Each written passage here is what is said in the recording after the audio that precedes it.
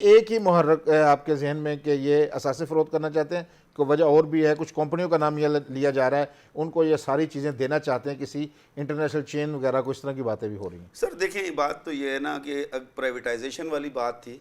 ٹھیک ہے، اس کے اوپر کام ہوا، ہمارے جو بورڈ آف ڈائریکٹرز ہیں اس نے اس کو ریجیکٹ کر دیا، ٹھیک ہے۔ دیکھیں، جو پاکستان کا جو آنرشپ اینڈ مینجمنٹ پالیسی 2023 ہے، اس میں بھی یہ کہا گیا ہے کہ جو اسٹریٹجک اور اسینشل سروسز پرووائڈ کرنے والے ادارے ہیں، ان کو جو ہے پرائیویٹائز نہیں کیا جا سکتا۔ ہمارے بورڈ نے باقاعدہ اپنی جو میٹنگز 2 میں اس کا جواب دیا کہ یہ اسینشل سروسز پرووائڈ کرتا ہے، لہٰذا اس کی پرائیویٹائزیشن نہیں ہو سکتی۔ جب ہمارے آپ کے بورڈ میں وزارت صنعت و پیداوار کے سیکٹری، ایڈیشنل سیکٹری بھی ہوں گے ڈیفینیٹلی؟ بالکل، چیئرمین جو ہیں ہمارے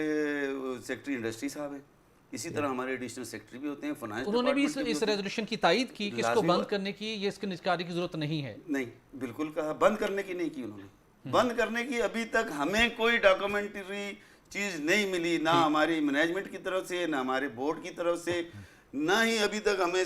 منسٹری کی طرف سے کوئی ایسی چیز ملی ہے۔ ابھی آپ جو دھرنا دے رہے ہیں حکومت کے خلاف، شاہ صاحب، اس میں آپ کے کیا مطالبات ہیں، کیا کہنا چاہتے ہیں؟ دیکھیں ہمارے تو سیدھا سادہ یہی ایک مطالبہ ہے کہ چلتے ہوئے ادارے کو جس پر گورنمنٹ کا 1 روپیہ نہیں لگ رہا، اس کو بند کرنے کا تو کیا بنتا ہے، جس سے 14,000 ملازمین ڈائریکٹ اور انڈائریکٹ 1 لاکھ سے اوپر لوگ روزگار کما رہے ہیں۔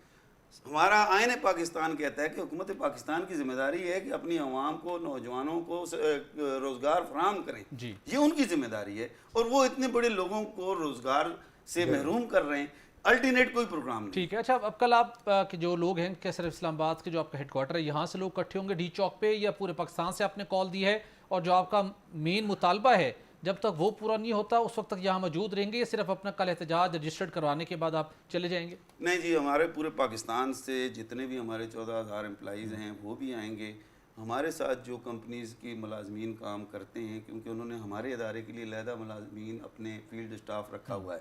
وہ بھی آئیں گے، کیونکہ ان کا روزگار بھی ختم ہو جائے گا۔ ہمارے ادارے کے ساتھ ٹھیکیداری نظام کے تحت جو لوگ پیکنگ وغیرہ کرتے ہیں، ٹھیک ہے، ان کا روزگار ختم ہوگا، وہ بھی ہمارے ساتھ آئیں گے، اور ہم اس وقت تک یہاں بیٹھیں گے جب تک ہماری ڈیمانڈز پوری نہیں کی جاتی۔ ٹھیک، آپ کا یہ پروپوزل ہے کہ گورنمنٹ جو امپلائیز آپ کی یونین ہے یا آپ کے امپلائیز کا کوئی سسٹم بنا ہوا ہے، یوٹیلیٹی اسٹور کارپوریشن ان کے حوالے کر دے تو آپ پورا سسٹم رن کر سکتے ہیں، تنخواہیں خود ادا کر سکتے ہیں، ٹیکس دے سکتے ہیں، اور پھر بھی یوٹیلیٹی اسٹور کارپوریشن منافع میں چلے گا، ایسی کوئی ورکنگ ہے آپ کے پاس؟ دیکھیں، ہم بالکل کہتے ہیں کہ ہمیں ہمارے حوالے کیے جائے، گورنمنٹ اپنا جو ہے اثر رسوخ بند کرے، جو ہم سے ناجائز چیزیں منواتی ہے، جو میں آگے بیان بھی کروں گا، اور ہم اس کو چلا سکتے ہیں ہم اپنے طریقے سے، اور ابھی تک آج کے دن تک گورنمنٹ نے تو ہمیں کوئی تنخواہ، آپ وہ بیان کر دیجئے کون سی ایسی چیزیں؟ دیکھیں جی، ہمیں پاسکو سے مجبور کیا جاتا ہے کہ آپ نے جو ہے گندم پاسکو سے لینی ہے، اور آپ مہنگی لیتے ہیں ان سے۔ اب سنیں، اب گورنمنٹ نے مہنگی گندم خریدی، ہمیں کہتے ہیں کہ آپ 6,000 میں ہم وہاں سے خرید رہے ہیں، مارکیٹ 3,000 سے 3,400 روپے من ہے، ہم 48,000 میٹرک ٹن گورنمنٹ کی غلط پالیسی سے خریدی ہوئی چیز گندم ہم ان کو بیچ کے دے رہے ہیں، ہم مجبور ہیں، ہم باہر سے نہیں لے رہے، ہمارا کیا نقصان ہو رہا ہے؟ ہم بی آئی ایس پی کے کسٹمر کو گورنمنٹ کی طرف سے جو سبسڈی ہے وہ دے کر 648 روپے کی 10 کلو کی بیگ دے رہے ہیں، اب 1,500 روپے کا بیگ ہم سے عام کسٹمر کیسے لے گا جو بی آئی ایس پی کے اس سروے میں نہیں آتا؟ نیکسٹ پوائنٹ، ٹھیک ہے۔ دوسری بات دیکھیں جی، 2022 کا میں آپ کو ایک واقعہ بیان کرتا ہوں کہ چینی کا بحران آتا ہے جی، پاکستان میں چینی غائب ہو جاتی ہے، گورنمنٹ پلان کرتی ہے، باہر سے ٹینڈر کر کے منگواتی ہے، ٹی سی پی کے تحت 1.5 لاکھ ٹن چینی خریداری کی جاتی ہے، 70,000 ٹن چینی خریدی گئی پنجاب کے لیے، اور 30,000 ٹن چینی خریدی گئی کے پی کے لیے، اور 50,000 ٹن چینی خریدی گئی یو ایس سی کے لیے، یعنی یوٹیلیٹی اسٹور کارپوریشن کے لیے۔ چینی خریدی جاتی ہے باریک،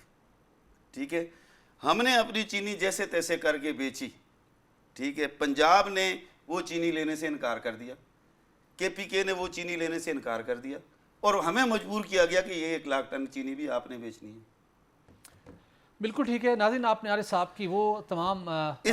وجوہات بھی سنی، بالکل درست کہا آپ نے، کچھ پروگرام کے وقت کی بھی کمی کا ہمیں سامنا ہے، لیکن بنیادی مسئلہ یہ ہے جی جو آپ 2 پوائنٹ میں کہنا چاہتا ہوں کہ ہماری حکومت کہتی ہے کہ یہ جو سبسڈی والا سسٹم نہیں چلا سکتے۔ انڈیا میں فوڈ سبسڈی کے لیے سالانہ 1200 ارب ڈالر وہ دیا جاتا ہے.